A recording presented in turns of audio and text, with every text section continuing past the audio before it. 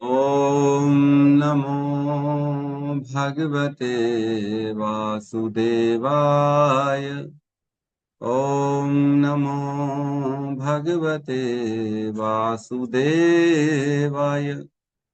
ॐ नमो भगवते वासुदेवाय।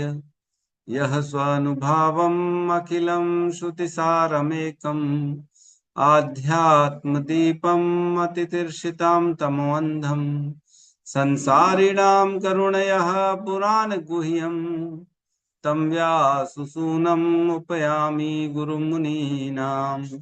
नारायणं नमस्कृत्य नरं चैव नरोत्तमं देवीं सरस्वतीं व्यासं ततो जयमुदीरये। श्रवणतां स्वकथा कृष्ण पुण्यश्रवणकीर्तिनः हृदयन्तस्थो हि भद्राणि विदुनोति सुहृतसताम्।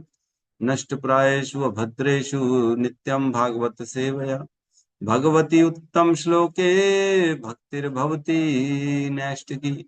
श्रवणतः श्रद्धया नित्यं गृणतश्च स्वचेष्टितम् कालेन नातिदीर्घेण भगवान् विशते हृदि। कृष्णाय वासुदेवाय देवकी नंदनाय च नंदगोपकुमाराय गोविन्दाय नमो नमः। नमः पंकजनाभाय नमः पंकजमालिने नमः पंकजनेत्राय नमस्ते पंकजांग्रिये।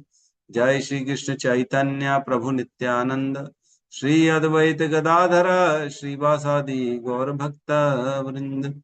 हरे कृष्णा कृष्णा कृष्णा हरे हरे हरे राम राम राम हरे हरे।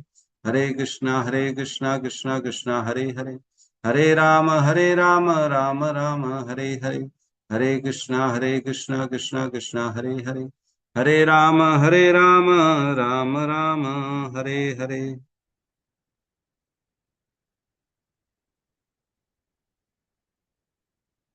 हरे कृष्णा। सभी का स्वागत है प्रातःकालीन श्रीमद् भागवतम के सत्र में।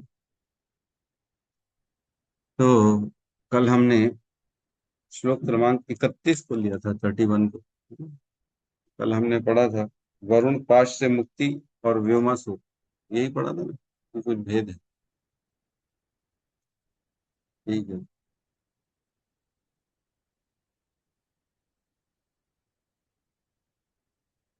कल हमने वरुण पाश से जो नंद बाबा हैं उनकी मुक्ति का प्रसंग लिया था, और व्योमासुर, जो व्योमासुर था जिसके पूर्व जन्म की भी हमने कथा पढ़ी थी, जो एक राजा था और वो तपस्या करने चला गया था मलयाचल के पर्वत पे। जहाँ पुलस्त ऋषि आए थे तो वो उसने उठ के प्रणाम नहीं किया। पुलस्त ऋषि क्रोधित हो गए तो उनको जो है श्राप दे दिया कि असुर बन जा, असुर के गुण है तेरे अंदर, असुर बन जा। वही अगला जीवन व्योमासुर बना, मैं दानव के पुत्र के रूप में। और वही जो है फिर जो है उसने आया और फिर भगवान ने उसका जो है वध कर दिया, है कि नहीं। बड़ी सुंदर सुंदर प्रसंग चल रहे हैं। आज हम प्रवेश करेंगे श्लोक क्रमांक 32 में, जिसमें भगवान की गोवर्धन धारण लीला होगी, और उसको श्रवण करने का प्रयास करेंगे अच्छे से ताकि समझ में आए। तो मैंने बताया था 10 ही श्लोक में केवल कृष्ण के बारे में वर्णन करेंगे ब्रह्मा जी, और लगभग लगभग 32 श्लोक में पहुंच गए हैं। मतलब 26 से 32 7 श्लोक हो चुके हैं। बस केवल 2 श्लोक और बचे हैं जिसमें लीलाओं का वर्णन होगा। कृष्ण की लीला बड़ा सुंदर चल रहा है, पसंद।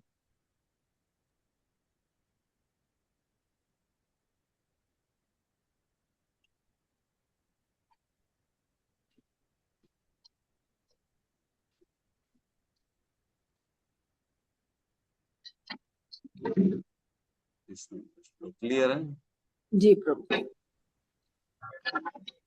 श्लोक क्रमांक 32, स्कंद 2, अध्याय 7, विशिष्ट कार्यों के लिए निर्धारित अवतार। साथ में दोहराएंगे। गोपैर मखे प्रति हते व्रज विलप विप्लवाय। गोपैर्मध्ये प्रतिहते व्रज विप्लवाय। देवे विवर्षति पशून् कृपया ऋक्षु। देवे विवर्षसि पशून् कृपया ऋरक्षु। धर्तोर्चिलन्द्रिम् इव सप्तदिनानि सप्तः। धर्तोरिन्द्रमिव सप्तदिनानि सप्त। वर्षो महीद्रमन् घैकेर् वर्षो महीद्रमन् अघके करे सलीलम्। वर्षो महीद्रमन्गैककरे सलीलम्।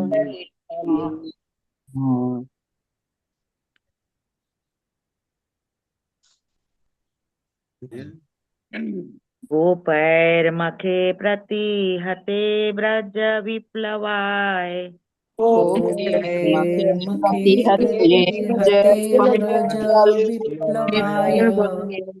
देवे देवे अभिवर्षति पशूना कृपया ऋरक्षु। देवे विवर्षति पशून् कृपया ऋरक्षु। धर्तोच्छिलिन्द्रम् इव सप्तदिनानि सप्त। धर्तोच्छिलिन्द्रमिन्द्राणि सप्त। वर्षो महीन्द्रम् अनघः करे सलीलम्। वर्षो महीन्द्रम् अनघैककरे सलीलम्। हरे गोपेर्मखे प्रतिहते व्रज विप्लवाय। गोपैर्मखे प्रतिहते व्रज विप्लवाय। देवे अभिवर्षति पशून् कृपया ऋरक्षुः। देवे विवर्षति पशून् कृपया ऋरक्षुः। धर्तोच्छिलीन्द्रम् इव सप्तदिनानि सप्त। धर्तोच्छिलिन्द्रमिव सप्तदिनानि सप्त। वर्षो महीध्रम् अनघैककरे सलीलम्। वर्षो महीन्द्रम् अनघैककरे सलीलम्। हरे गोपेर्मुखे प्रतिहते व्रज विप्लवाय। गोपेर्मखे प्रतिहते व्रज विप्लवाय। देवे विवर्षति पशून् कृपया ऋरक्षुः। देवे विवर्षति पशून् कृपया ऋरक्षुः। धर्तोच्छलिन्द्रमिव सप्तदिनानि सप्त। धर्तोच्छिलिन्द्रम् सप्तदिनानि सप्त। वर्षो महीनम् अनिधेककरे सलीलम्। वर्षो महीघ्रम् अनघैककरे सलीलम्। अनुवाद। जब वृंदावन के ग्वालों ने भगवान श्री कृष्ण के आदेश से स्वर्ग के राजा इंद्र को यज्ञ अर्पण करना बंद कर दिया, तब समस्त व्रजभूमि लगातार 7 दिनों तक होने वाली वर्षा से बह जाने के भय से संकटग्रस्त हो गई। तब केवल 7 वर्ष की आयु के भगवान श्री कृष्ण ने व्रजवासियों पर अपनी अहेतु की कृपावश केवल अपने एक हाथ से गोवर्धन पर्वत को उठा लिया। ऐसा उन्होंने वर्षा से पशुओं की रक्षा करने के लिए ही किया। ओम अज्ञानतिमिरन्धस्य ज्ञानाञ्जनशलाकया चक्षुरुन्मीलितं येन तस्मै श्री गुरुवे नमः। श्री चैतन्य मनोभीष्टं स्थापितं येन भूतले स्वयं रूपः कदा मह्यं ददाति स्वपदान्तिकम्।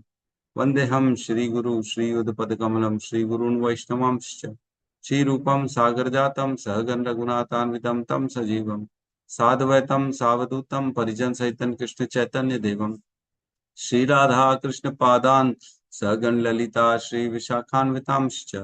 हे कृष्ण करुणा सिंधु दीनबंधु जगतपते गोपेश गोपिका कांता राधा कांत नमस्तुते। तप्त कांचन गौरांगी राधे वृंदावनेश्वरी वृषभानुसुते देवी प्रणमामि हरिप्रिये। वाञ्छाकल्पतरुभ्यश्च कृपा सिन्धुभ्यैव च पतितानां पावनेभ्यो वैष्णवेभ्यो नमो नमः। नमो विष्णुपादाय कृष्णपृष्ठाय भूतले श्रीमते भक्तिवेदांत स्वामीति नामिने। नमस्ते सारस्वती देवे गौरवाणी प्रचारिणे निर्विशेष शून्यवादी पाश्चात्य देशतारिणे। जय श्री कृष्ण चैतन्य प्रभु नित्यानंद श्री अद्वैत गदाधर श्रीवासादि गौर भक्त वृंद। हरे कृष्णा कृष्णा कृष्णा हरे हरे, हरे राम राम राम हरे हरे। हरे कृष्ण। तो श्लोक क्रमांक 32 इसमें कह रहे हैं, गोपैर मखे प्रतिहते व्रज विप्लवाय। गोपैर मखे मतलब गोपालों ग्वालों के द्वारा, है ना। और मखे मीन्स जो है, हम मखे, मखे का हमने बहुत बार नाम सुना है, यज्ञ के लिए मखा कहा जाता है, मखे, है ना।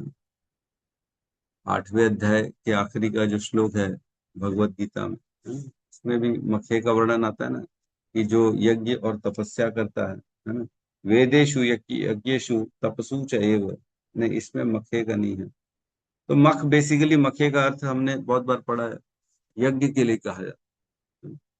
तो यज्ञ में जो भी देना है उसके लिए यहाँ कह रहे हैं, गोप ग्वालों के द्वारा जो यज्ञ था उसमें जो भी देना चाह रहे थे वो, है ना, राजा को बलि, स्वर्ग के राजा को बलि प्रदान करने में, है ना। मखे मीन्स जो आहुतियां स्वर्ग यज्ञ इत्यादि में देते हैं उसके लिए।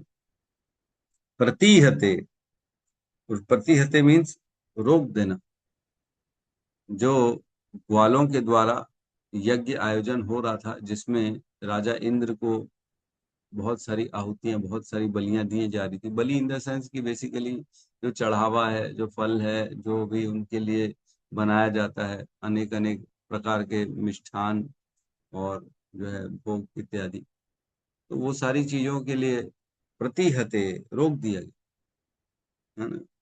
व्रज विप्लवाय, और व्रजवासियों को सबक सिखाने के लिए, विप्लवाय, व्रज विप्लवाय, ऐसी ऐसी स्थिति में क्या हुआ, व्रजवासियों को जो है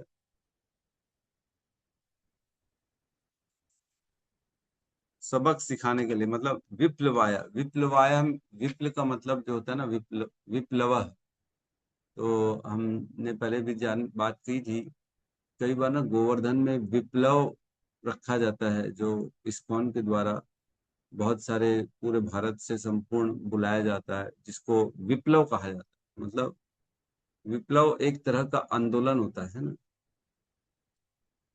तदवाग विसर्गो जनताघ विप्लव, एक श्लोक में पढ़ा है हमने कि उनके वचनों से पूरे प्रजा में, पूरी जनता में अघ विप्लव, जनता अघ विप्लव, जनता के जो अघ, अघ मीन्स पाप, उनका विप्लव मीन्स क्रांतिकारी, एक बदलाव जिसे कहते हैं विप्लव, बदलाव, क्रांतिकारी। तो यहाँ पे भी वही कह रहा, व्रज विप्लवाय, उन व्रजवासियों का जो है तहस नहस करने के लिए, एकदम भयंकर तरीके से तहस नहस करने के हेतु, सबक सिखाने के लिए क्या किया, देवे अभिवर्षति, जो देवे, देवे मीन्स स्वर्ग के राजा इंद्र ने, अभिवर्षति मीन्स मूसलाधार वाली वर्षा करने के लिए, अभिवर्षति छोटी मोटी वर्षा नहीं, भयंकर टाइप की वर्षा करने के लिए। पशून कृपया रिरिक्षु, तो ऐसी जब वर्षा उनको तहस नहस करने के लिए करी, तब क्या हुआ, पशून, जो पशु थे वहां के ब्रज के, उन्होंने कृपया रिरिक्षु, उन्होंने भगवान श्री कृष्ण पर रक्षा करने के लिए, उनकी कृपा के लिए याचना करी, है ना। पशून, तो पशु जो है केवल पशु नहीं है, और समस्त व्रजवासियों ने भगवान के पास आए थे, कृष्ण के पास रक्षा के लिए प्रार्थना करी थी। तो यहाँ पे पशुन लिखा है केवल, लेकिन केवल पशु नहीं है, केवल पशु नहीं आए थे भगवान के पास, समस्त ब्रजवासी आए थे। हम पढ़ेंगे लीला में सारी चीजों का वर्णन आएगा। पशून कृपया रिरिक्षु हो, भगवान के पास आए पशुओं पर कृपा करने के लिए, रक्षा करने हेतु। रिरिक्षु मीन्स रक्षा करने के लिए कृपा की याचना करी सबने। तब क्या किया भगवान ने? धत्तौर छिलिंद्र, धत्तौर छिलिंद्र मीन्स धारण किया छाते की तरह। धत्तौर छिलिंद्र धारण किया छाते की तरह।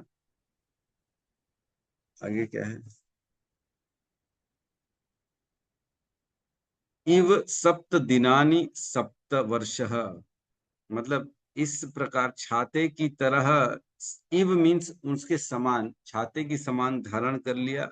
सप्त दिनानि 7 दिनों तक लगातार धारण किया। सप्त वर्षः, जब वो केवल 7 दिनों के थे। भगवान 7 दिन के थे, 7 वर्ष के थे, सॉरी 7 दिन के नहीं, 7 वर्ष के थे। और उन्होंने 7 वर्ष की आयु में 7 दिनों तक उसको धारण किया। धत्तैर उच्छिलिंद्रम मीन्स धारण किया छाते की भांति उठाकर। 7 दिनों तक, 7 वर्ष आयु। किसको धारण किया? तो बोल रहे हैं महींद्रमन। महींद्र, महींद्र मीन्स महान पर्वत को, गोवर्धन पर्वत जो है महींद्रम, उस महान पर्वत को धारण किया। और कह रहे हैं अनघ मीन्स बिना श्रम के, बिना कोई मेहनत के, बिना किसी परिश्रम के उसको धारण किया। और क्या किया? एक करे सलीलम, केवल एक हाथ में धारण किया। और सलीलम मीन्स खेल खेल में धारण किया। तो कैसे धारण? एक हाथ में धारण किया, है ना, 7 दिनों तक धारण किया, 7 वर्ष की आयु में धारण किया, खेल खेल में धारण किया, और बिना कोई मेहनत के धारण कर लिया। किसको धारण किया? पूरे महान पर्वत को धारण कर लिया। और जो है केवल किस लिए धारण किया? ताकि अपने पशुओं की और व्रज वासियों की वो रक्षा कर सके, जो उनके पास आए थे कृपा की याचना करने के लिए। और जो इंद्र था, उसने जब क्रुद्ध हो गया तो उसने तहस नहस करने की भावना से मूसलाधार वाली वर्षा करने के लिए जो है संवर्तक को बोला था। संवर्तक जो बादल होते हैं ना, उनको भेजा था गोवर्धन में, ब्रज में, ताकि जाओ तुम बारिश करो, ऐसी बारिश करो कि पूरा जो है वृंदावन बह जाए, सब मर जाए। देखो क्या इंटेंशन है इंद्र का। अगर एक बार अगर उसका यज्ञ नहीं किया तो इंटेंशन क्या है? मार दूंगा मैं सब। तो इतनी मूसलाधार वर्षा से पशु पक्षी और जो व्रजवासी हैं वो लोग तो सब मर ही जाएंगे ना। कहते हैं जो संवर्तक बादल होता है ना, जब प्रलय का समय आता है ना, जब पूरा समय, जब पूरी पृथ्वी को पानी में डुबोना होता है ना, उस समय उस संवर्तक बादल को भेजा जाता है। और उसकी जो बूंदें होती है ना, जो पानी आता है उस संवर्तक बादल से, कहते हैं जितना एक मोटा पिलर होता है ना हमारे, कभी देखा होगा हमने, कहीं पे भी हॉल वॉल में जाते हैं, घरों में पिलर होता है जितना मोटा, उतना मोटा पिलर जितना वो एक एक बूंद रहती है उसकी वर्षा की। हाथी की सूंड इतनी मोटी रहती है एक एक पानी का बूंद, वहां पे जो वर्षा होती है इतने बड़े, मतलब एक बाल्टी पानी लगभग एक बूंद होगा। एक बाल्टी का इतना, इतना पानी आता है उसमें। तो इस उद्देश्य से संवर्तक बादल को भेजा गया इंद्र के द्वारा। इंद्र वाकई में सबको मारना चाहता, वही इंद्र जिसकी सभी ब्रजवासियों ने इतने सालों तक यज्ञ के माध्यम से उसको अर्पण किया, उसकी पूजा करी, और एक बार एक साल में नहीं किया तो वो क्रुद्ध हो गया। और उसने सबको जो है सबक तहस नहस करने की उद्देश्य से इतने मोटे मोटे वर्षा कराई, और वो भी कितने 7 दिनों तक कराई, ताकि कोई बचे ही ना। ये देवताओं का हाल है। हम लोगों को समझा ही नहीं सकते कि किसकी पूजा करनी चाहिए।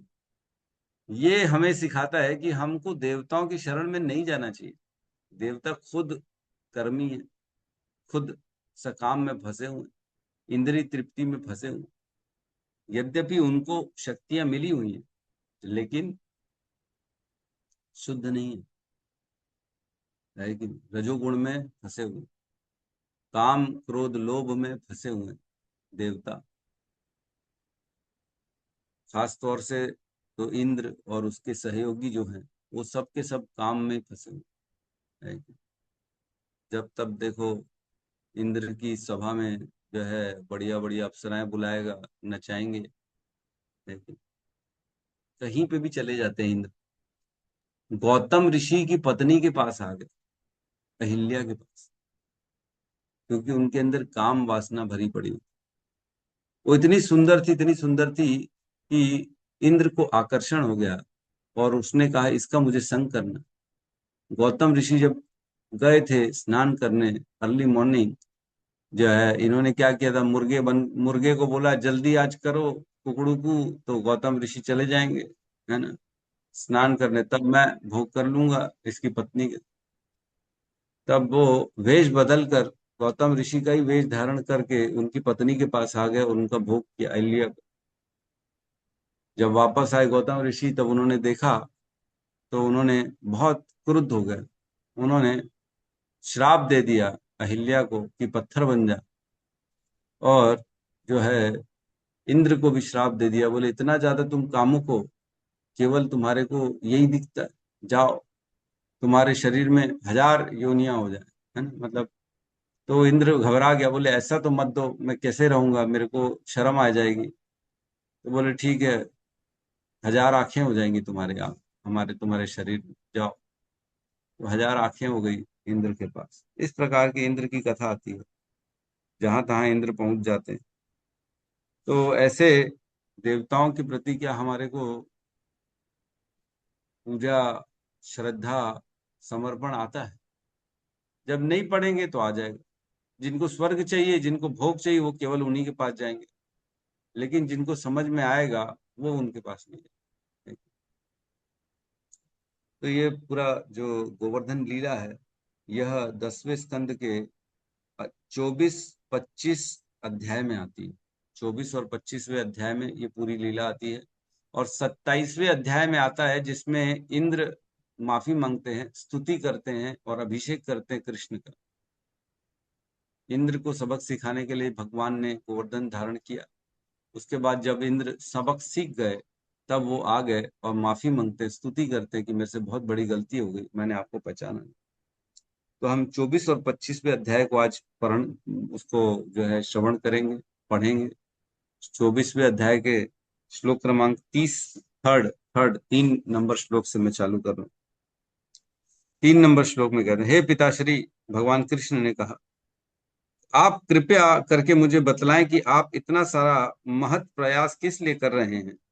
आप इससे क्या करना चाह रहे हैं। यदि यह कोई कर्म कांडीय यज्ञ है तो यह किसकी तुष्टि हेतु किया जा रहा है और यह किन साधनों से संपन्न किया जाएगा। अब कृष्ण अपने पिता से पूछ रहे हैं, जब वो लोग ने यज्ञ की तैयारी कर दी इंद्र के प्रसन्नता के। हे पिताजी, कृपया करके इसके विषय में मुझे बतलाएं। मुझे जानने की बड़ी इच्छा है और मैं श्रद्धा पूर्वक सुनने को तैयार हूँ।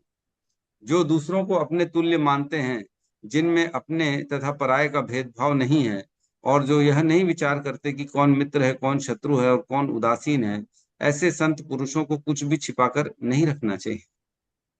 तो उनसे कुछ छुपाना नहीं चाहिए। आप मेरे से कुछ छुपाओ मत, आप सब बताओ मेरे को।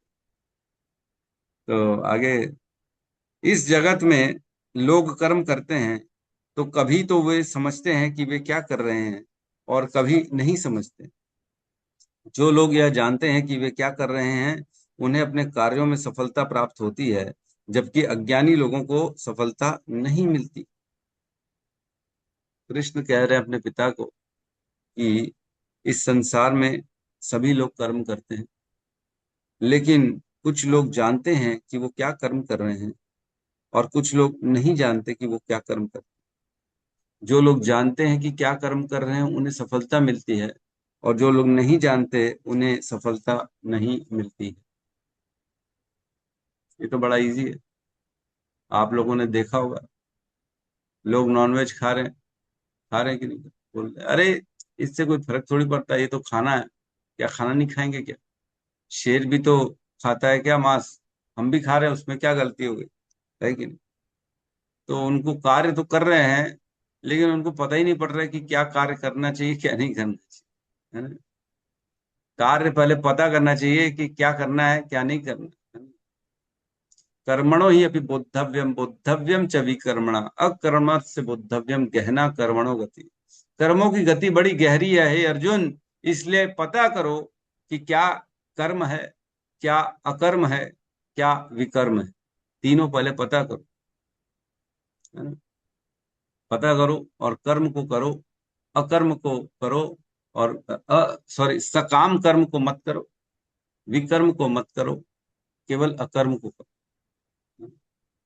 कर्म मीन्स सकाम कर्म, विकर्म मीन्स वह कर्म जो शास्त्र में उल्लेखित है नहीं करने के लिए, और अकर्म मीन्स ऐसे कर्म करो केवल भगवान की प्रसन्नता के लिए कर्म। अकर्म के लिए बताया है ना, यज्ञ अर्थो कर्म, यज्ञ अर्थात कर्मणो अन्यत्र लोको अयम कर्म बंधन तदर्थम कर्म कौंतु है मुक्त संग समाचरा। हे अर्जुन, यज्ञ के रूप में कर्म करो और विष्णु की प्रसन्नता के लिए कर्म करो, ताकि उस कर्म के बंधन में फंसो नहीं। इसी को कहते हैं अकर्म। कर्म करो लेकिन भगवान की प्रसन्नता के लिए करो, अपनी प्रसन्नता का वहां पे जो है बिल्कुल भी डालो ही मत, क्या करना है क्या नहीं। परीक्षित महाराज ने भी प्रश्न पूछा था, क्या कर्तव्य है व्यक्ति का, कर्म क्या करना चाहिए, है ना, सुखदेव गोस्वामी। भगवान ने भी भगवत गीता के 16वें अध्याय में भी कहा है ना, तस्मात् शास्त्रम प्रमाणम ते कार्य अकार्य व्यवस्थित हो ज्ञात्वा शास्त्र विधान उत्तम कर्म कर्तुम इहि अर्हसि।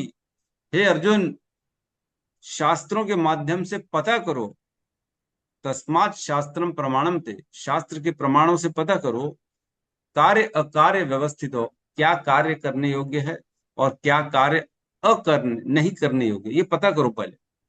तस्मात् शास्त्रम प्रमाणम ते कार्य अकार्य व्यवस्थित हो, पता करो पहले कि क्या करने योग्य है तो क्या करने योग्य नहीं।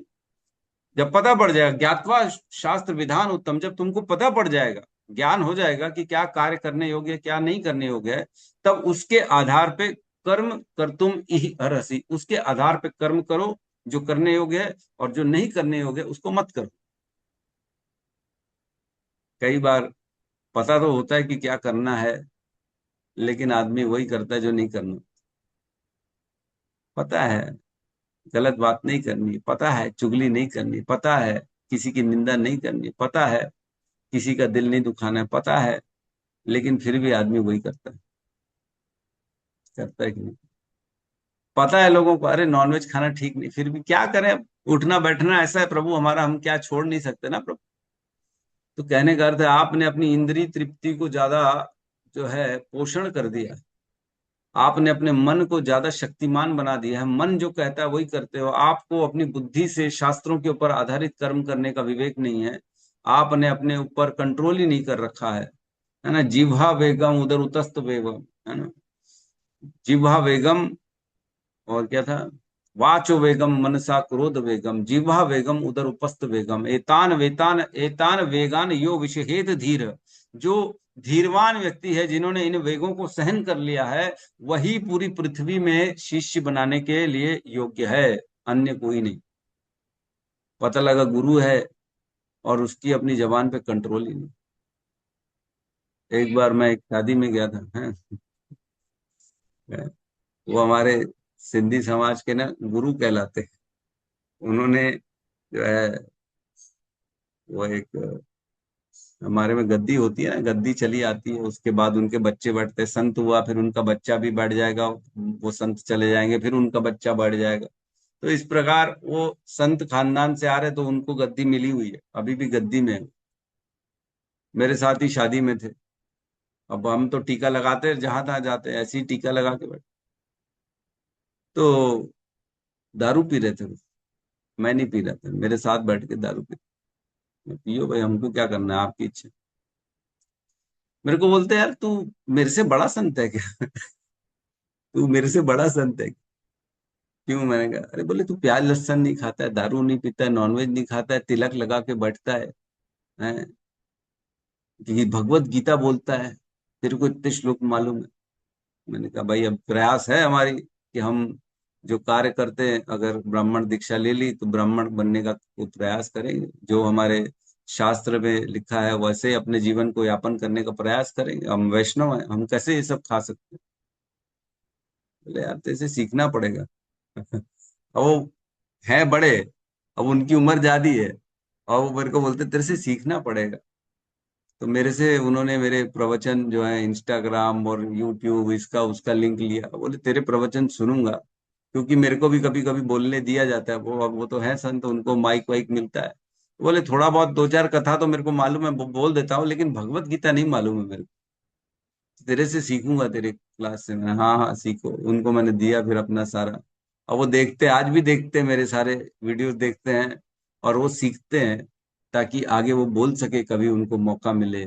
जैसे भी उनके यहाँ लोग आते हैं ना, हमारे सिंधी लोग तो पहुंच जाते हैं दरबार में, वहां कीर्तन करते रहते हैं, तो वहां पे उनको बोलने का मौका मिलता है तो बोलते हैं फिर वो भगवत गीता कभी कभी कुछ कुछ।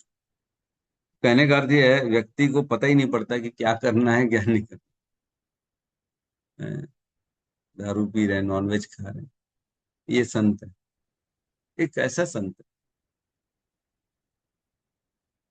आगे कहते हैं भगवान, ऐसा होने से आप मुझे स्पष्ट रूप से अपने इस अनुष्ठान विषयक उद्योग को बतला दें। क्या यह उत्सव शास्त्र सम्मत है या केवल समाज का एक साधारण रीति है? वही बात है, केवल ऐसा तो नहीं चल रहा है, खाली रीति चल रही है। बेटा गद्दी पे बैठेगा, फिर बेटा गद्दी पे बैठेगा, फिर गद्दी पे बैठेगा, और उसको लायक ही नहीं है तो भी गद्दी पे बिठा दिए, सो भी संत बना। दारू पी रहा है, नॉनवेज भी ये तो हाल है। तो ये शास्त्र सम्मत है कि नहीं है? भगवान ने बोला मैं देखूं तो सही। तो नंद महाराज ने उत्तर दिया, महान देव इंद्र वर्षा के नियंत्रक हैं। ये बादल उन्हीं के व्यक्तिगत प्रतिनिधि हैं और वे ही वर्षा कराते हैं, जिससे समस्त प्राणियों को सुख और जीवन दान मिलता है। हे प्रिय पुत्र, केवल हम ही नहीं अपितु अन्य लोग भी वर्षा करने वाले इन बादलों के स्वामी की पूजा करते हैं। हम इन्हें अन्न तथा अन्य पूजा सामग्री भेंट करते हैं, जो वर्षा रूपी उन्हीं के वीर्य से उत्पन्न होती है। इंद्र के लिए संपन्न यज्ञों से बचे जूठन को ग्रहण करके लोग अपना जीवन पालन करते हैं तथा धर्म अर्थ और काम रूपी तीन लक्ष्यों को प्राप्त करते हैं। इस प्रकार इंद्र उद्यमी पुरुषों की सकाम सफलता के लिए उत्तरदायी अभिकर्ता हैं।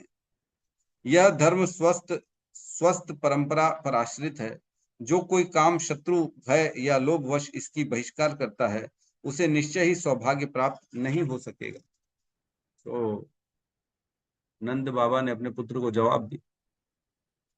हमारे भी घर के बच्चे पूछते हैं, पापा आप देवताओं की पूजा क्यों करते हैं? जैसे बच्चा बड़ा होता है तो पूछता है ये देवता कौन होते हैं? पापा ये चंदा मामा कौन है? पापा सूर्य कौन है? पापा हम ये क्यों दिया दिखाते हैं? पापा हम ये क्यों करते हैं? लेकिन तकलीफ ये है, आज की डेट में लोग खुद अज्ञानी में है, इसलिए वो कोई जवाब ही नहीं दे पाते। अरे बेटा करते आ रहे इसलिए करते हैं।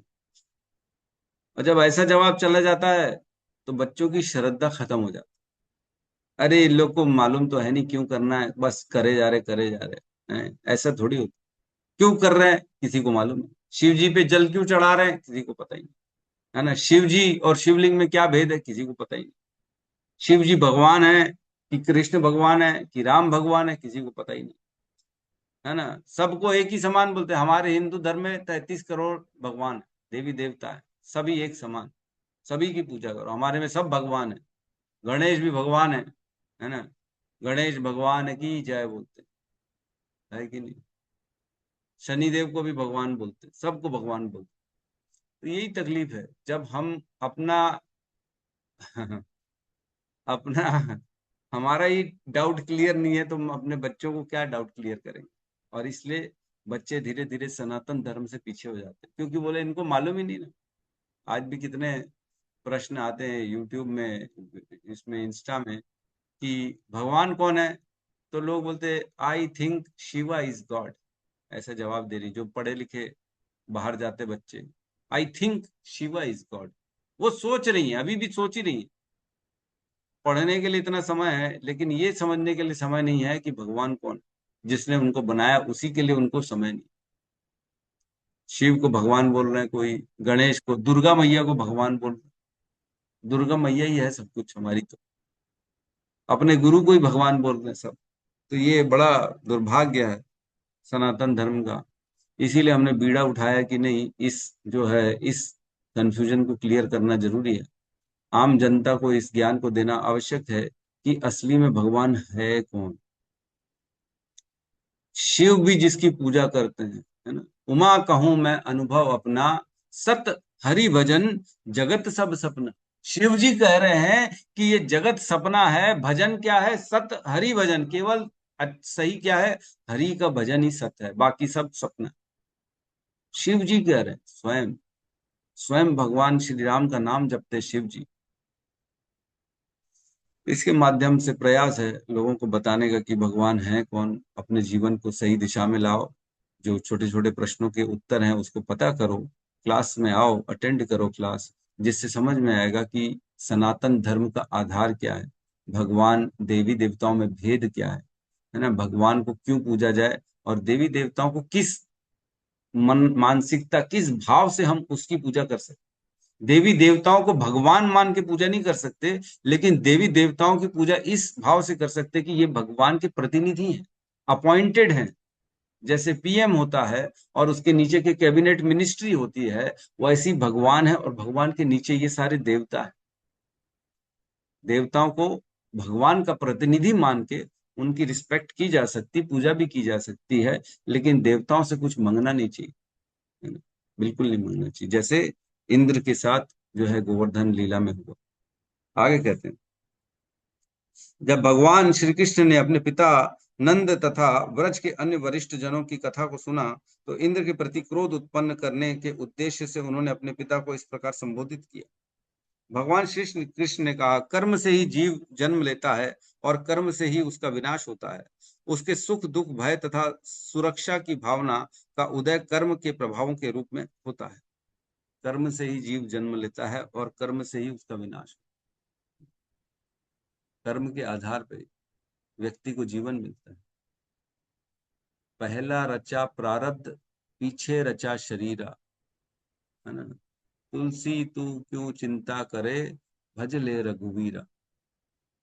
पहले रचा प्रारब्ध, पहले प्रारब्ध होता है, कर्म के आधार में प्रारब्ध बनता है और उसके प्रारब्ध के अनुसार व्यक्ति को जीवन मिलता है। कौन से घर में शरीर मिलेगा, कौन से घर में किस योनि में शरीर मिलेगा, लड़की बनेगी लड़का बनेगा, कैसा परिवार होगा, कैसे उसके संगी साथी होंगे, ये पहले से ही डिसाइड हो जाता है, फिर उस जगह में उसको जीवन दिया जाता है। आगे कर, यदि कोई परम नियंता हो भी तो जो अन्य प्राणियों को उनके कर्मों के फल प्रदान करता हो, तो उसे भी कर्म करने वाले पर आश्रित रहना होगा। वस्तुतः जब तक सकाम कर्म संपन्न न हो ले, तब तक सकाम कर्म के फलों का प्रदाता के अस्तित्व का प्रश्न ही नहीं उठता। तो इसमें भगवान ने फिर उनको जो है पूरा ज्ञान दिया, है ना। आगे फिर मैं 2-4 श्लोकों को स्किप कर रहा हूं। जो वस्तु वास्तव में हमारे जीवन का निर्वाह करती है, यदि हम उसे त्याग कर अन्य वस्तु की शरण ग्रहण करते हैं, तो भला हमें वास्तविक लाभ कैसे प्राप्त हो सकता है। हम उस कृतघ्न स्त्री की भांति होंगे जो जार पति के साथ प्रेमालाप करके कभी भी वास्तविक लाभ नहीं उठा पाती। ये भगवान कह रहे हैं अपने पिता को। और भी अन्य अन्य ज्ञान दी। तो उन्होंने फिर बताया वैश्य के कार्य क्या है ना, और तीनों गुणों से कैसे बंधा हुआ है पूरा संसार, है ना। और क्या कह रहे हैं, रजोगुण द्वारा प्रेरित बादल सर्वत्र अपने जल की वर्षा करते हैं और इस वर्षा से ही समस्त प्राणियों की जीविका चलती है। इन व्यवस्था से भला इंद्र को क्या लेना देना। बता रहे वर्षा क्यों होती है। देखो ये बड़ा इंपॉर्टेंट है, यहाँ पे जो समझ में आ रहा है, रजोगुण द्वारा प्रेरित बादल सर्वत्र अपने जल की वर्षा करते, रजोगुण के कारण जो है बादल वर्षा करते। ये मैंने पहली बार पढ़ा है, पहले नहीं मालूम था। ये लीला पढ़ रहे तब समझ में आ रहा है वर्षा क्यों हो रही है, रजोगुण के कारण वर्षा हो रही है ना। ठीक है, जब जिसमें जाएंगे तब हम इसकी गहराई में जाएंगे, आज नहीं जाएंगे कि रजोगुण से क्यों ऐसा क्यों कर। तो हे पिताजी, हमारे घर न तो नगरों में है न कस्बों में या गांव में। वनवासी होने के कारण हम सदैव जंगल में तथा पर्वतों पर रहते हैं। अतः गायों ब्राह्मणों तथा गोवर्धन पर्वत के आनंद हेतु यज्ञ का शुभारंभ हो। इंद्र के पूजन के लिए जितनी सामग्री एकत्र की गई है उसी से यह यज्ञ संपन्न करना चाहिए। खीर से लेकर तरकारी के शोरबे तक जो विविध पकवान तैयार किए जाएं, अनेक प्रकार से बढ़िया व्यंजन, रोटी, मालपुआ, पुड़ियां तथा दूध के जितने भी पदार्थ बन सकें, वे सभी इस यज्ञ के लिए एकत्रित किए जाएं और ब्राह्मणों को बुलाया जाए। और कहते हैं, भरपेट भोजन करने के उपरांत आपस में हर एक को वस्त्र तथा आभूषण में से खूब सजाना चाहिए, अपने शरीर में चंदन लेप करना चाहिए और तत्पश्चात गायों, ब्राह्मणों, यज्ञ की अग्नियों तथा गोवर्धन पर्वत की प्रदक्षिणा करनी चाहिए। हे पिताश्री, मेरा विचार है कि यदि आपको अच्छा लगे तो आप इसे संपन्न कीजिए। ऐसा यज्ञ गायों, ब्राह्मणों तथा गोवर्धन पर्वत को एवं मुझको भी अत्यंत प्रिय होगा। अब बता रहे कृष्ण क्या करना है आपको। ऐसा मत करो, इंद्र को प्रसन्न के लिए मत करो, गोवर्धन को प्रसन्न करो। शक्तिमान, तब सुखदेव गोस्वामी कहते हैं, शक्तिमान काल स्वरूप भगवान श्री कृष्ण राजा इंद्र के मिथ्या गर्भ को नष्ट करना चाहते थे। जब महाराज नंद तथा वृंदावन के अन्य वृद्ध जनों ने श्री कृष्ण का वचन सुना तो उन्होंने इसे उचित मान लिया, है ना। फिर सभी के सभी ने क्या किया, सारी सामग्रियां उठाई और अब इंद्र का यज्ञ छोड़ दिया। अब गोवर्धन पर्वत की जो है तलहेटी पे चले गए, वहां पे वो लोग बैठ गए और वहां पे उन्होंने जैसे कृष्ण ने कहा था वैसे जो है उन्होंने यज्ञ किया, है ना। तत्पश्चात कृष्ण ने गोपों में श्रद्धा उत्पन्न करने हेतु अभूतपूर्व विशाल रूप धारण कर लिया और यह घोषणा करते हुए कि मैं गोवर्धन पर्वत हूँ, प्रचुर भेंट खा ली। तो अपना एक विशाल रूप तैयार किया भगवान ने। और जो यज्ञ में जो उन्होंने आहुतियां, जो उनके लिए जो भी गिफ्ट्स लाए थे, पान, हलवा, पूड़ी, पकवान, उसको क्या किया, मैं गोवर्धन पर्वत हूं, और उसको बोल के खा ली भगवान स्वयं, है कि नहीं? सभी श्री कृष्ण ने व्रजवासियों सहित गोवर्धन पर्वत के इस स्वरूप को नमन किया। स्वयं भगवान भी अपने ही स्वरूप को, जो गोवर्धन रूप बनाए थे, उसको व्रजवासियों के साथ प्रणाम कर रहे हैं, है कि नहीं। और तत्पश्चात उन्होंने कहा, जरा देखो तो यह पर्वत किस प्रकार पुरुष रूप में प्रकट हुआ है और इसने हम पर कृपा की है। और देखो, खुद ही इधर पे भी खड़े, खुद ही उधर पे भी खड़े, इधर खड़े हैं कृष्ण बनकर और उधर खड़े पर्वत का रूप धारण करके, एक विशाल पुरुष का रूप धारण करके दिया कि मैं गोवर्धन पर्वत। सभी ने प्रणाम किया और सभी ने कहा, देखो यह किस प्रकार पुरुष रूप में प्रकट हुआ है और हम पर कृपा कर रहा है ये गोवर्धन। ये कह रहे हैं, बताओ, यह गोवर्धन पर्वत इच्छानुसार रूप धारण करके अपनी उपेक्षा करने वाले वन के किसी भी निवासी को मार डालेगा। अतः अपनी तथा गायों की सुरक्षा हेतु हम उसको नमस्कार करें। फिर सबने नमस्कार किए, लेकिन फिर अध्याय 25 चालू हो जाता है ना। अब इंद्र कुपित हो जाएंगे, अब ये काम हो गया, इंद्र अब गुस्सा हो गया। अब पहले श्लोक में कहते हैं, हे राजा परीक्षित, अब सुखदेव गोस्वामी कहते हैं, जब इंद्र को पता चला कि उसका यज्ञ संपन्न नहीं किया गया तो वह नंद महाराज तथा अन्य गोपजनों पर क्रुद्ध हो गया, क्योंकि वे सब भगवान श्री कृष्ण को अपना स्वामी मान रहे। क्रुद्ध इंद्र ने ब्रह्मांड का विनाश करने वाले बादलों के समूह को भेजा, जो संवर्तक कहलाते हैं। वह अपने आप को सर्वोच्च नियंता मानते हुए इस प्रकार बोला। अब इंद्र ने क्या विचार प्रकट किया, बोला, जरा देखो तो सही कि जंगल में निवास करने वाले ये ग्वाले अपने वैभव से किस प्रकार इतने उन्मत्त हो गए हैं। उन्होंने एक सामान्य मनुष्य कृष्ण की शरण ग्रहण की है और इस प्रकार उन्होंने देवताओं का अपमान किया।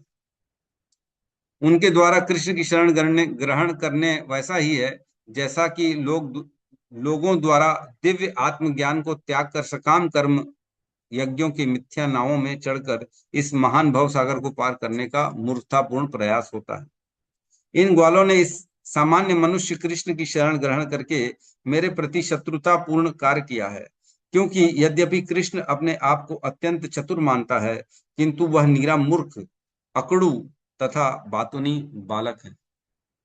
कृष्ण के लिए सोच रहे इंद्र, अकड़ू है, मूर्ख है और बातुनी बालक है। अब सोचो, यही इंद्र था। जब हम देखेंगे देवकी के गर्भ की स्तुति होती है, जब कृष्ण का जन्म होता है ना, वहां पे अगर आप जाएंगे उस स्थान पे, मतलब उस स्थान में, मतलब उस श्लोकों में जाएंगे, उस स्कंद में जाएंगे, तो वहां देखेंगे इंद्र भी आया था देवकी माँ के गर्भ की स्तुति करने, कि इसमें स्वयं भगवान उत्पन्न होने वाले हैं, इसमें इस गर्भ से, तब स्तुति कर रहा है। और यहाँ आके उसको दिमाग में कचरा बैठ गया है कि ये तो बालक है।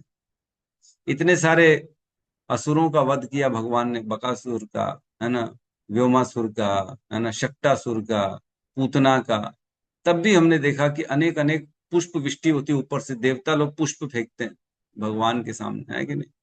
नल कुबेर मणिग्रीव का उद्धार किया भगवान छोटे से बालक के रूप में, पेड़ गिरा दिया, तब अनेक जो है आवाजें आती है, शंख बजते हैं, है कि नहीं। तब भी क्या देवता इंद्र को समझ में नहीं आया कि कौन भगवान, फिर ये काम कर दिए। थोड़ा सा विचार करने योग्य ये बात है कि हम भी तो ऐसे ही हैं, सब भूल जाते कि नहीं भूल जाते। हमारे लिए कोई कितना भी अच्छा करे, बाद में भूल ही जाते, अरे इसने किया क्या मेरे लिए, ये है कौन। अपने आप के अंदर का अहंकार धीरे धीरे इतना बढ़ जाता है, व्यक्ति को ऐसा लगता है मैं ही तो सब कुछ करने वाला हूं, मेरे बिना कहाँ काम चलने वाला है किसी का। तो इंद्र को भी अहंकार ने ऐसा खाया कि उसको भूल ही गया कि कृष्ण भगवान है। तब क्या हुआ, इन लोगों की संपन्नता ने इन्हें गर्व से उन्मत्त बना दिया है, और इनके अक्खड़पन के को भगवान श्री कृष्ण द्वारा बढ़ावा दिया जा रहा है। अब तुम जाओ और उनके गर्व को चूर कर दो और उनके पशुओं का विनाश कर डालो। देखो सीधा सीधा सुपारी दे दिया, मर्डर करने की सुपारी, जाओ मार दो सभी को। इतना महान, ऐसा तुम विनाशकारी बादल हो, और ऐसा करो कि सबका विनाश हो जाए। क्यों? क्योंकि उनके अंदर अब अकड़ आ गई है और उन्होंने मुझे अब भेंट नहीं दी है। तो इंद्र ने सबको मारने के लिए प्लान बना लिया, मृत्यु, डायरेक्ट मर्डर कर रहा है इंद्र, जबकि मारना उसके हाथ में है ही नहीं, वो किसी की जान नहीं ले सकता इंद्र, उसके कार्य क्षेत्र के बाहर का काम है ये। तो भी अब उसके अंदर का अहंकार इतना बढ़ गया है कि अब सोच रहा मैं सबका वध कर दूंगा। क्यों? क्योंकि मेरे को इन्होंने दिया नहीं, मेरी पूजा नहीं करी। तो हम भी भौतिक संसार में भी देखते हैं, लोग धीरे धीरे इतने गर्वित हो जाते हैं कि लोग बोलते हैं अरे मेरे साथ ऐसा किया, इसके हाथ पैर तोड़ दूंगा, इसका मर्डर कर दूंगा मैं। क्यों? क्योंकि मेरा मेरा रुतबा खराब हो रहा है कि बहुत खराब समय आ गया है। कलयुग के कारण व्यक्ति अपने गर्व में, अपने अहंकार में चूर होके दूसरे के प्राणों की वैल्यू ही नहीं समझते। आए दिन मर्डर हो जा रहे हैं, आए दिन कितना गलत काम हो रहा है संसार में। क्यों? क्योंकि उनको मालूम ही नहीं, उनको लग रहा मैं हूं बस, और कोई है ही नहीं। सामने वाला तो पशु है, वो मेरी रक्षा, मेरी इज्जत नहीं किया तो उसको मरना पड़ेगा। इस प्रकार मैं अपने हाथी ऐरावत पर चढ़कर तथा अपने साथ वेगवान एवं शक्तिशाली वायुदेव को लेकर नंद महाराज के ग्वालों को के ग्राम को विध्वंस करने हेतु तुम लोगों के पीछे पीछे रहूंगा। अब बोल रहा मैं भी आ रहा हूँ ऐरावत में, और ऐसी हवा चलाऊंगा, ऐसी वेग से चलाऊंगा कि पूरा तहस नहस कर दूंगा, गांव को, वृंदावन को उजाड़ दूंगा।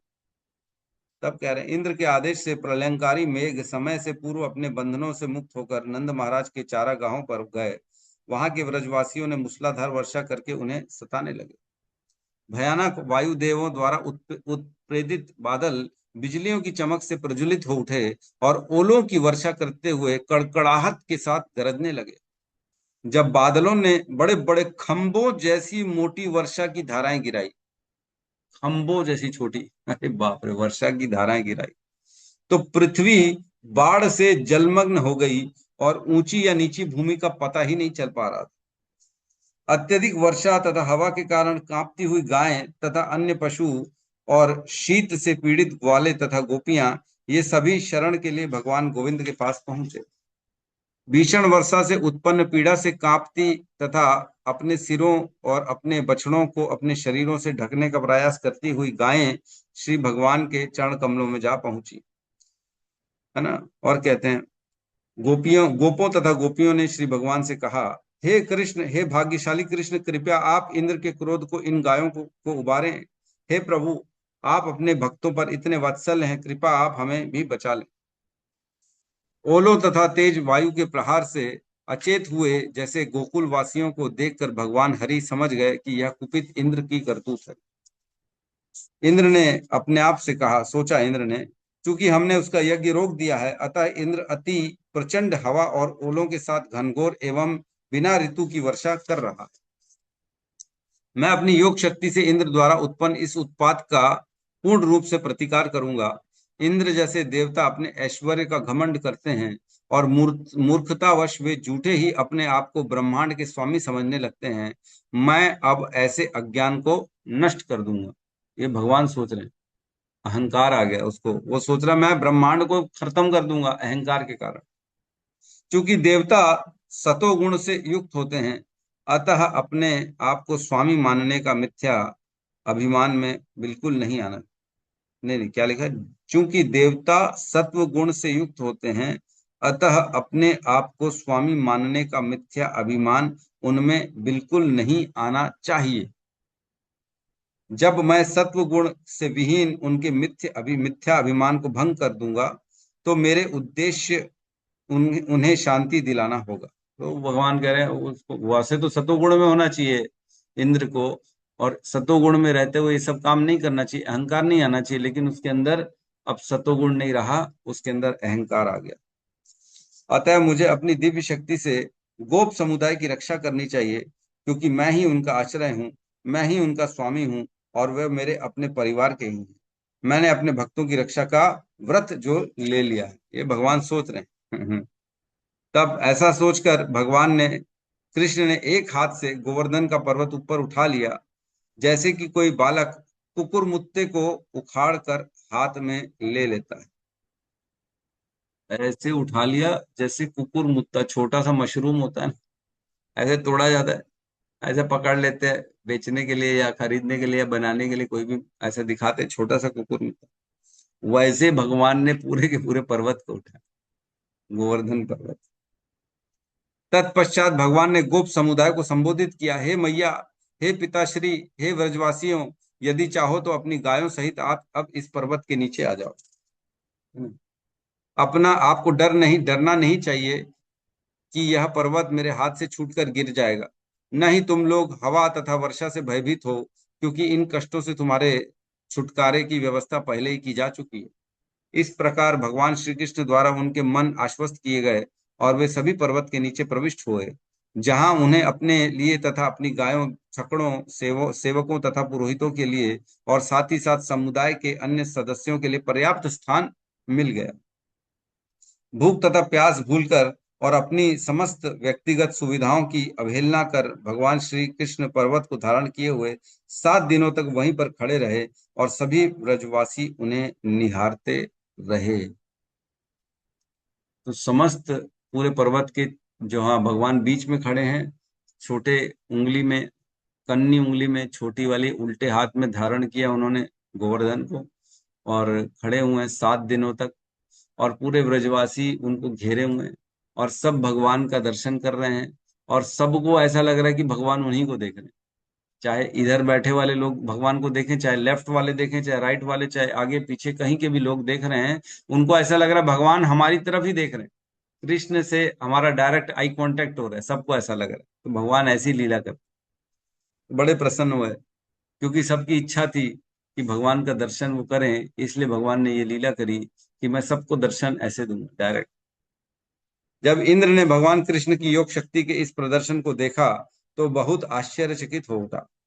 अपने मिथ्या गर्व को चूर होने से तथा अपने संकल्पों को नष्ट होने से उसने अपने बादलों को थम जाने का आदेश दिया।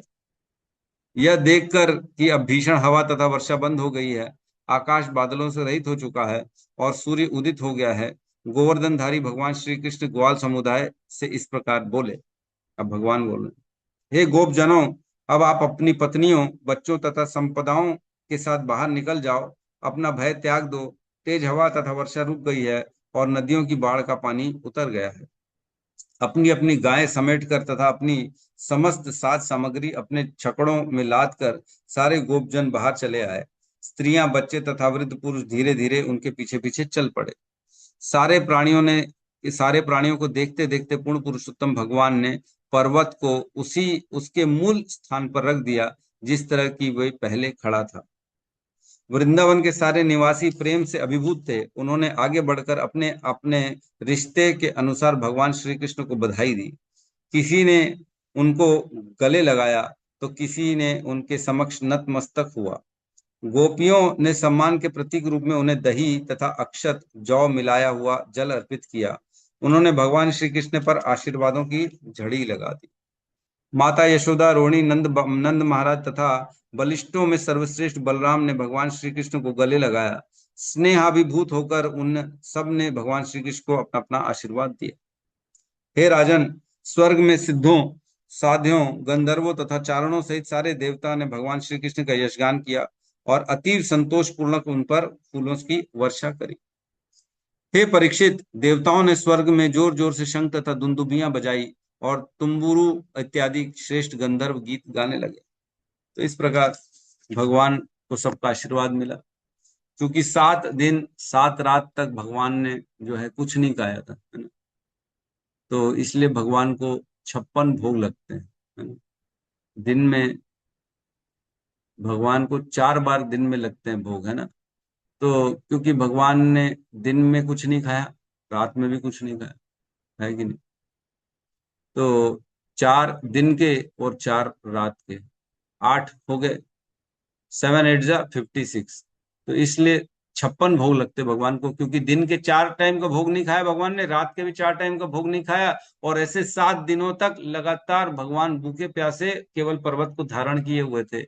इसलिए जैसे ही ये लीला समाप्त हुई तो भगवान को 56 भोग ऑफर किए गए कि आपने इतना समय भूखा रहा, आप 4 4 बार खाने वाले व्यक्ति, देखो हमारे कारण आप नहीं खाए। तो सबने 56 भोग बना बना के भगवान को ला के दिया कि इनके 56 बार खाएंगे, जितना छूट गया उतना पूरा का पूरा खाएंगे।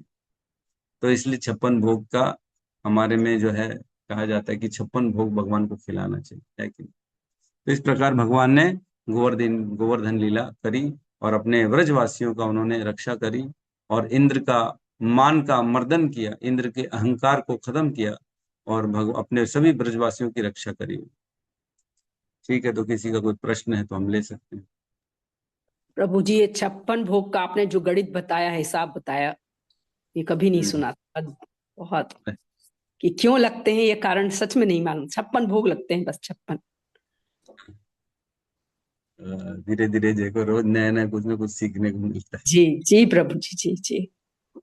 लेकिन सही बात, लोगों को ये बताएंगे तो सही में लगेगा कि हाँ तब हर चीज का कारण है ना। तभी हाँ वही मैं कारण। जी क्लास की शुरू में ही पहले ही बोला, जब माता पिता कोई कारण नहीं मालूम होगा तो वो अपने बिल्कुल बच्चों को क्या कारण बताएंगे। प्रभु जी। और जब बच्चे पूछते हैं 56 क्यों, 57 58 क्यों नहीं, 60 क्यों नहीं, हाँ। पूछते हैं बच्चे प्रभु जी। और जब चुप हो जाएंगे तो उनको हाँ तो लगेगा फिर ये तो ऐसे ही केवल मनोधर्म है इनका, अपनी जी मानसिकता से कुछ भी समझ लिया, इसका कोई आधार नहीं है। तो उन चीजों को वैल्यू नहीं देते। जी जब वैल्यू नहीं देंगे, श्रद्धा उत्पन्न नहीं होगी, तो वो क्या होगा, दूसरे धर्मों के प्रति आकर्षित हो जाएंगे। जिनको तर्क के साथ बताया जाएगा, अरे हमारे भगवान, हमारे अल्लाह, हमारे यीशु मसीह ये हैं वो हैं, तो उनके प्रति आकर्षित हो जाएंगे, क्योंकि हमारे धर्म में हमने उनको कुछ बताया नहीं। जी। ये चक्कर हो जाता है। हरे कृष्ण प्रभु जी। ये कौन से स्कंद का है प्रभु जी? 10वें स्कंद का 24 और 25 अध्याय, 24 और 25 अध्याय, है ना। उसमें हमने इसको आपको पूरा पढ़ के सुनाया। जी हाँ, धन्यवाद। धन्यवाद। यश शर्मा प्रभु जी, कहिए। अनम्यूट करिए, आपका म्यूट है अभी। 1 या 2 खंड प्रभु जी, 1 2 3 है ना स्कंद 10 का? हाँ, स्कंद का दूसरी बुक जो है ना 10.2, उसमें आएगा ये। हाँ 10.6। जी जी। आप यस शर्मा प्रभु जी, कहिए। साष्टांग दंडवत कर रहा हूँ प्रभु जी। हाँ। और आपने अभी कहा कि यह नया चीज मिला आज सी, इसके बारे में कुछ पहले कुछ मैं बोला भी था। तो इसको सारा खेल से देखा जाएगा प्रभु जी।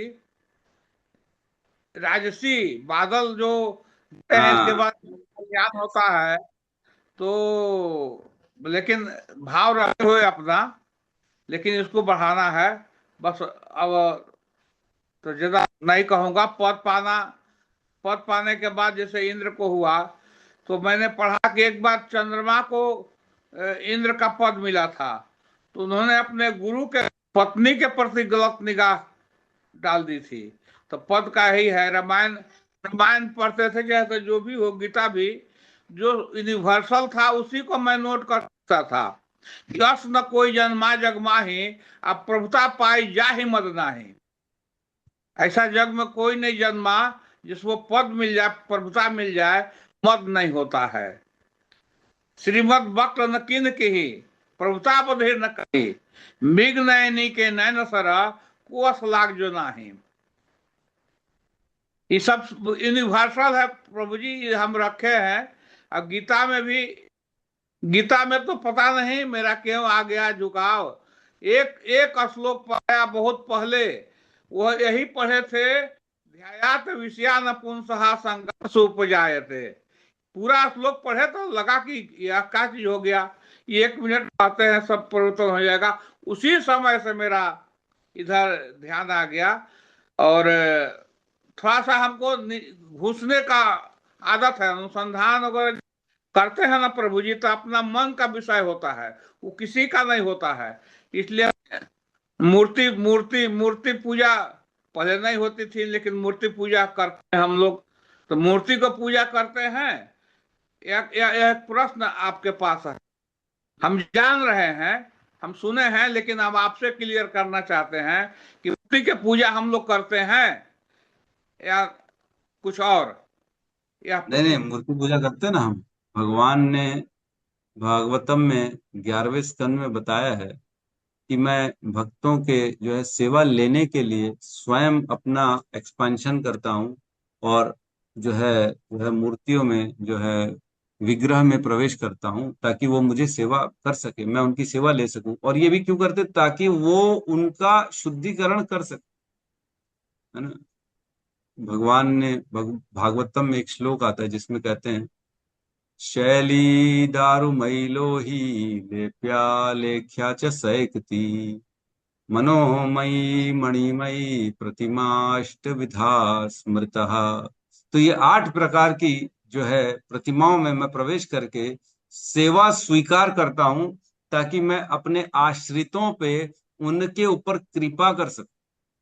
तो भगवान कृपा करना चाहते हैं, और कृपा करने के लिए भगवान के प्रति, मतलब भगवान कुछ हमें साधन देंगे तब तो हम उनका कुछ काम करेंगे, तब वो हम पे कृपा करेंगे ना। कोई फ्री में कैसे कृपा कर देगा।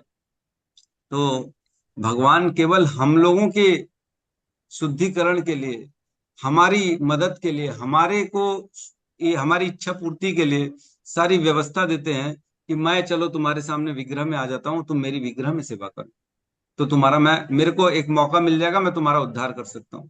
तुम मेरा नाम ले लो तो मेरे को मौका मिल जाएगा तुम्हारा उद्धार करने का। तुम मेरे बारे में सुन लो तो मेरे को मौका मिल जाएगा तुम्हारा उद्धार करने का। तो भगवान तरह तरह के बहाने ढूंढते हैं कि मैं कैसे इन भटके हुए जीवों पे उद्धार करूं, और कैसे इनको अपने धाम में लेके आऊं। तो ये भगवान बहाने ढूंढते, रास्ते ढूंढते हैं कि ये कुछ भी कर ले मेरे लिए, केवल सुन मर ले मेरे लिए, तो भी मैं इसको पकड़ के अपने पास ले आऊं। है कि नहीं। उसका बदलाव ला देते, उसका जीवन बदल देते। हाँ प्रभु जी, मैं हम्म। अपना गुरुदेव महाराज के प्रवचन में सुना था बहुत पहले, हालांकि आपको आयुष में देखना है कि बोले कि हम लोग मूर्ति का बनाते थे, सब जगह है, और मूर्ति के पूजा वास्तविक में हम लोग मूर्ति में मान कर पूजा करते हैं कि इसमें भगवान है। ये नहीं कि मैं पत्थर को पूजता हूँ, ऐसा नहीं है। मूर्ति में मानता हूँ। मूर्तव पूजा, संस्कृत में कहें कि मूर्तव शब्द है। मूर्तव मतलब होता है कि मूर्ति में मानकर, वो बताए। इसलिए अब थोड़ा आप डिटेल से इसको देखिएगा, पहले नहीं था, पहले वो तो बता दिया ना, वो भगवान बोल ही रहे ना, मैं प्रवेश करता हूँ शैली दारूमयी लोही, मैं पत्थर में प्रवेश करता हूँ, लकड़ी में प्रवेश करता हूँ, मेटल में प्रवेश करता हूँ, रेती में प्रवेश करता हूँ, चित्र में प्रवेश करता हूँ, लेखन में प्रवेश करता हूँ, लेपा हुआ अगर मेरा कोई आकार होगा तो उसमें प्रवेश करके सेवा स्वीकार कर लेता हूँ। तो ये तो बोल रहे स्वयं, तो भगवान प्रवेश करते हैं ना विग्रह में, तभी तो हम सेवा करते हैं। इसलिए मानते हैं, हम लोग मानते हैं। हाँ मानते हैं, नहीं है मान हाँ है ये। अजान ठीक है।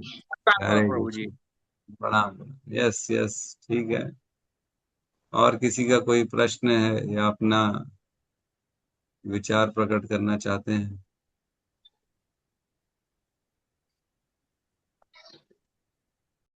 हरे कृष्णा हरे हरे कृष्णा कृष्णा हरे कृष्णा कृष्णा कृष्णा हरे हरे, हरे हरे हरे हरे राम राम राम राम हरे हरे। राम राम हरे हरे। ग्रंथराज श्रीमद् भागवतम की जय, जय जय समस्त भक्त वृंद की जय, जय जय जगत गुरु शील प्रभुपाद की जय, जय जय। वंदे हरि हरि बोल। हरि हरि हरि हरि बोल। हरि हरि बोल। हरे कृष्णा प्रभु जी, दंडवत प्रणाम। हरे कृष्णा साधु प्रणाम। हरे कृष्ण। हरे कृष्णा प्रभु जी, दंडवत प्रणाम। हरे कृष्णा प्रभु जी, धन्यवाद। हरे कृष्ण। धन्यवाद प्रभु, धन्यवाद प्रभु जी, धन्यवाद। राम हरे